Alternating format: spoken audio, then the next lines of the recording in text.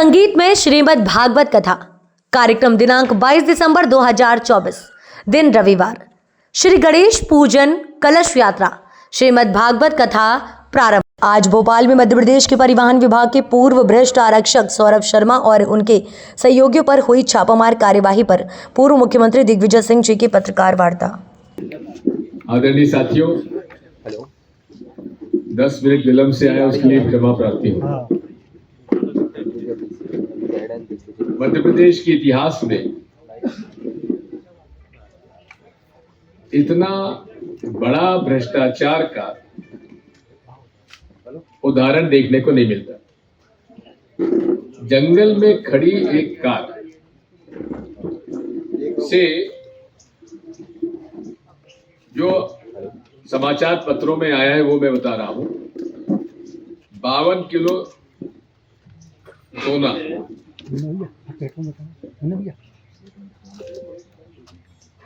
200 kilo चांदी की सिल्लियां, 11 करोड़ नगद, ये एक गाड़ी से, इनोवा गाड़ी से जंगल में खड़ी पाई गई और उसमें ये जब्ती की गई। अब उसके बारे में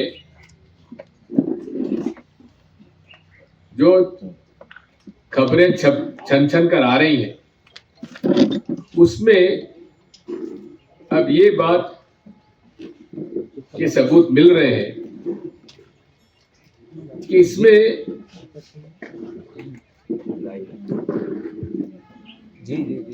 ये परिवहन विभाग के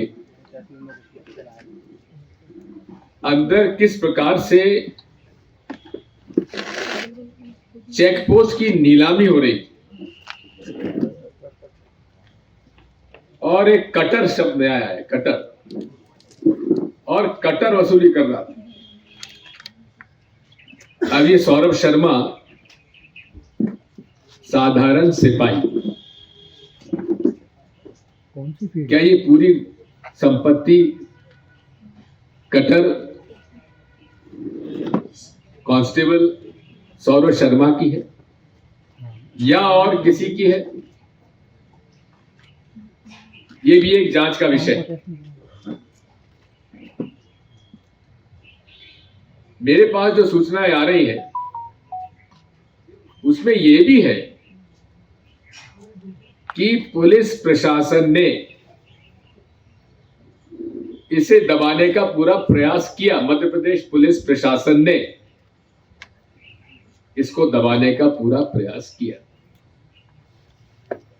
अब हालांकि लोक आयुक्त और इनकम टैक्स का बताया जाता है कि इन्होंने जब्ती की है, लेकिन इसमें भी यदि इनकम टैक्स बीच में नहीं आता तो लोकायुक्त भी कुछ करने वाली नहीं थी। मेरी जानकारी है, गलत हो सकती है, मैं इसको कोई प्रमाणित मैं नहीं कह रहा हूं। ये जो जैसी खबरें आप लोगों के माध्यम से जब आती है, आप लोग भी हैं और कुछ और लोग भी मेरे मित्र लोग हैं जो मुझे सूचना देते रहते हैं, लेकिन कुछ नाम मैं बता रहा हूं जिनका कि स्पष्ट रूप से ये जानकारी मेरे पास आई है। इसका बैकग्राउंड थोड़ा मैं बता दूं। जब कमलनाथ जी की सरकार बनी थी तो इतना दबाव था मुख्यमंत्री, तत्कालीन मुख्यमंत्री कमलनाथ जी पर कि परिवहन और राजस्व विभाग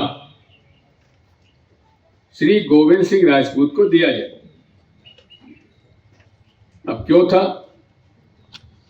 ये तो सिंधिया जी बताएंगे या और कोई बताएगा, लेकिन दबाव जरूर था।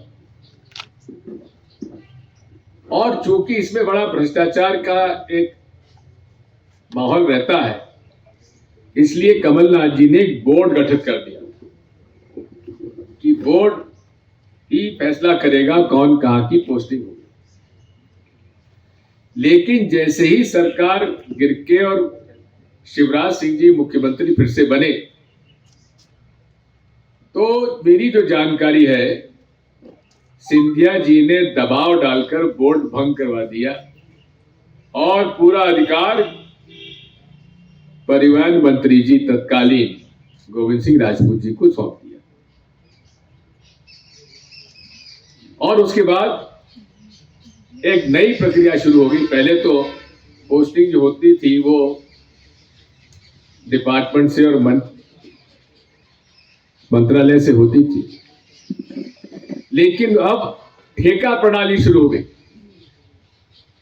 इस नाके का बोली, उस नाके की बोली, और बोली लगती थी। बोली लगकर नियुक्ति, सबसे ज्यादा जो वसूली करेगा उसकी नियुक्ति माननीय मंत्री जी के यहां से हो जाती है। और ये कटर सौरभ शर्मा ये वसूली करता था और कहां का किसको देना है वो देता था।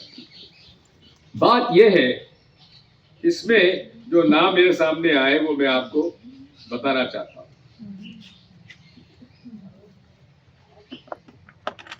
इसमें ये जानकारी मेरे पास आई है,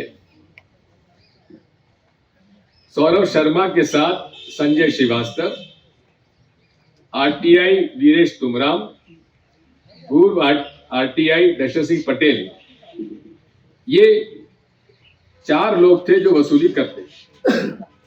अब ये बड़ा स्पष्ट रूप से मैं नाम सहित आपको सूचना दे रहा हूं। जी आपको लिख के दे रहा हूं मैं। श्री संजय श्रीवास्तव ये ऑर्डर इशू करवाते थे,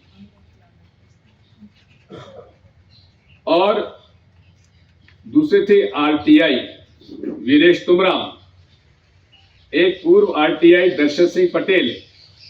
ये लोग नीलामी, और सौरभ शर्मा, 4 लोग, ये लोग नीलामी करके वसूली करते थे। और वसूली करके कहां कहां जाता था, क्या क्या जाता था, उसकी जानकारी तो यदि इनकम टैक्स अथॉरिटीज इसकी इन लोगों को गिरफ्तार करके जांच करें, इनका इंटरोगेशन करें, तो मनी ट्रेल पता पड़ जाएगा।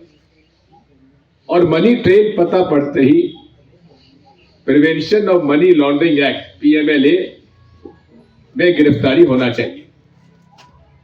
अब एक छोटा सा मनोज परमार के यहां तो ईडी पहुंच गई, उसके बाद कुछ है ही नहीं, लेकिन यहां करोड़ों रुपए कैश, सोना, चांदी, संपत्ति मिल रही है।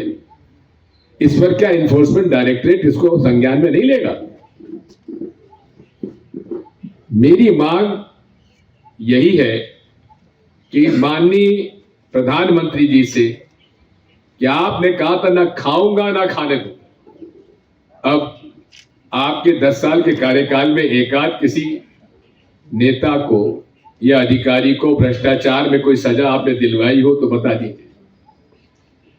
हमारे तत्कालीन पूर्व मुख्यमंत्री शिवराज सिंह चौहान का भी 20 साल के शासन में उन्होंने भ्रष्टाचार के प्रकरण में कहीं किसी को गिरफ्तार किया हो या केस चलाया हो, उस पर कार्रवाई की हो तो बता दीजिए।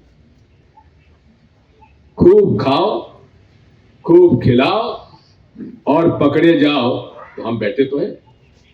इसलिए पूरे 20 साल में भ्रष्टाचार का आलम रहा और संपत्तियां, अकूट संपत्तियां इकट्ठी की गई। अब जो जानकारी मिल रही है, सौरभ शर्मा जी आजकल दुबई में। दुबई एक ऐसा केंद्र है जहां पूछा नहीं जाता कि कहां का पैसा कौन का और कहां से आया और कहां लगाया, और वही एक प्रमुख केंद्र बन गया है इन्वेस्टमेंट का।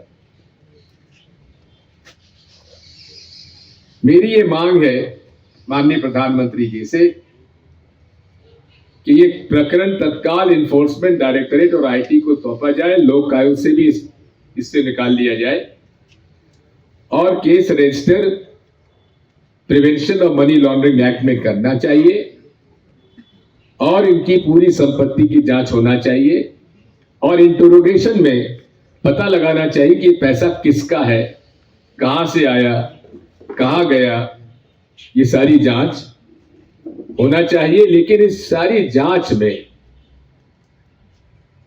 यदि ऊपर से किसी वरिष्ठ के देख रेख में नहीं हुआ तो ये केस दबा दिया जाएगा। इसलिए मेरी मांग है कि मध्य प्रदेश हाईकोर्ट के चीफ जस्टिस साहब की निगरानी में इसकी पूरी जांच होना चाहिए। इसके बाद बहुत सारी जानकारी मेरे पास और भी आई है। आजकल माननीय मंत्री जी के पास फूड सिविल सप्लाईज है जी, मैं बता चुका हूं आपको। और जानकारी आप चाहते हो चुपचाप अलग से मिल लेना, ये भी बता दूंगा मेरे पास जानकारी कहां से आ रही है। हाँ बता दिया। तो ये इस पर भी मेरी रिसर्च चालू है कि फूड और सिविल सप्लाईज में भी कहां से पर मंथ इनके पास राशि आ रही है। अभी वेयर हाउसिंग कॉर्पोरेशन आलोट का किस्सा मैं बताता हूं। वहां 2 भारतीय जनता पार्टी के लोगों के वेयर हाउस है और वहां से 1200 बोरी माल निकाल लिया गया। वहां एक शर्मा मैनेजर थे वेयर हाउसिंग कॉर्पोरेशन के, ग्वालियर के रहने वाले थे। ये बड़ी आसानी से होता था। उसमें पत्ती रहती है वेयर हाउसिंग में, जो गेट लगता है, उस पत्ती को काट देते थे तो ताला लगा रहता है लेकिन गेट खुल जाता है। तो पत्ती काटकर वेयर हाउसिंग कॉर्पोरेशन से माल निकाल दिया जाता था, अच्छा माल निकाल दिया जाता था और मट्टी भरा माल डाल दिया जाता था। वहां सोयाबीन की खरीद भी अभी हुई है, उसमें भी अमानक सोयाबीन बड़ी तादाद में खरीदा गया। और इन सब बातों पर शर्मा वेयर हाउसिंग मैनेजर ने शिकायत की। यहां के अधिकारियों ने उसको संज्ञान में नहीं लिया तो उसने आत्महत्या कर ली। और आत्महत्या जब करी है तो उसने सुइसाइड नोट में लिख के गया है कि इन वेयर हाउसिंग जो वेयर हाउसेज रखने वाले मालिक हैं, एक मनोज काला है और दूसरे राजेश परमार है, ये दोनों के वेयर हाउसेज से 1200 बोरी निकाल ली गई थी और फिर ताला लगा रहा, सील लगी रही और उसमें कुछ रिप्लेस हुआ, लेकिन 450 बोरी अभी भी कम है जहां तक मेरी जानकारी। मैं परसों वहां आलोट में था। कहने का मतलब यह है कि पूरी लूट मची हुई है। कहते हैं कि राम नाम की लूट है, जनता से लूट, खूब लूटो, खूब खाओ, खूब खिलाओ और महीने का अपना बंधा हुआ राशि जमा करते चले जाओ। साथियों, ये इसकी